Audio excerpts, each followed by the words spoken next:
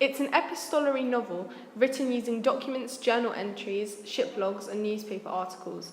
This is using Gothic fiction to make the novel more authentic and the danger seems more immediate and real to the reader.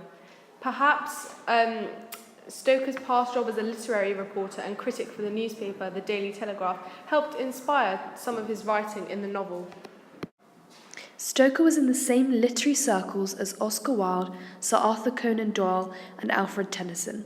This may have influenced Stoker's writing style of Dracula, firstly by Wilde's Gothic writing, but also by Conan Doyle's Sherlock Holmes series, with the mystery novel style of Dracula. Stoker began writing Dracula shortly after Wilde's conviction for homosexuality. You can possibly see Stoker was inspired by this, with the prevalence of the threat of otherness and monstrosity in the book.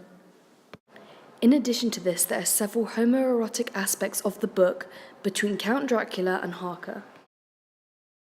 It's written in the first-person narrative, but either in the present tense or the immediate past.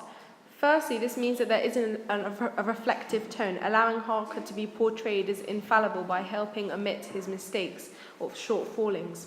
It also makes the danger more immediate, so it's more shocking to the reader. Sigmund Freud's theories on sexuality and repression were starting to be published. I believe that Dracula's response disagreed with these theories, as Lucy begins to express her sexuality and her desires more overtly when she is being corrupted by Dracula, and later when she has been completely turned into a vampire. Therefore, it was the corruption of vampirism that leads her into embracing her sexuality. In the novel, this is seen as an evil thing that will lead to the collapse of Victorian society, as it leads to people rejecting their roles in it, which are needed for it to function. For example, Lucy's rejection of motherhood. The suffrage movement had already been formed. Dracula could be a response to this movement of the new woman by portraying the human woman in Dracula as weak and helpless. We can see this with Lucy and Mina being unable to resist Dracula. Stoker uses Dracula to show how easily women can be corrupted, and therefore they should not be allowed freedoms, as it would endanger them as well as the entire structure of society in Victorian England. Dracula can be framed against the social and political currents of Victorian England. During this time, England experienced a great deal of economic, social, and political change. 1897, the year Dracula was published, was the height of the British Empire's expansion. Britain had conquered huge expanses of land in Africa, Asia, and North America, and used these colonies to fuel its tremendous military and economic power. But this high point was also the beginning of decline in British power. The rise of the United States and European powers such as Germany and Austro-Hungary threatened to unseat Britain as the most powerful nation in the world. At the same time, a steady rise in immigration brought unfamiliar races and cultures onto British soil, in England as in America. The turn of the century saw a sometimes violent reaction against the foreigner.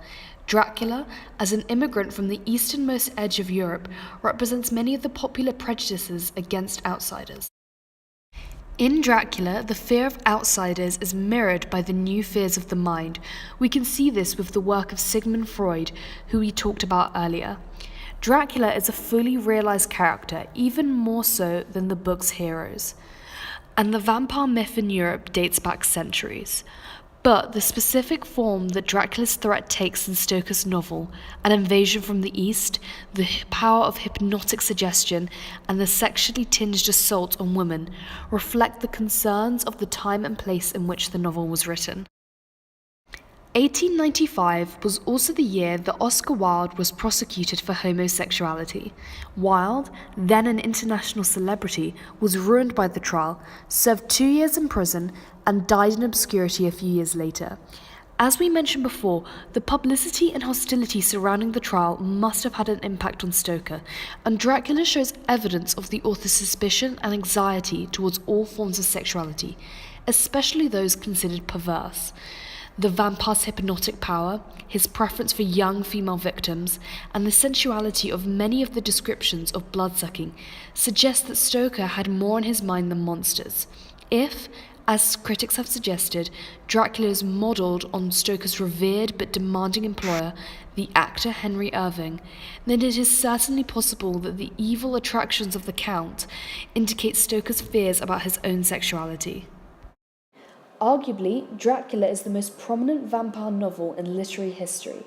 Dracula is said to be inspired by the Romanian prince Vlad the Impaler, who killed tens of thousands of people during his lifetime.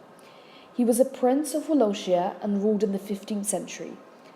Many thousands of the people he killed were through his favourite method of impaling, which was incredibly slow and painful.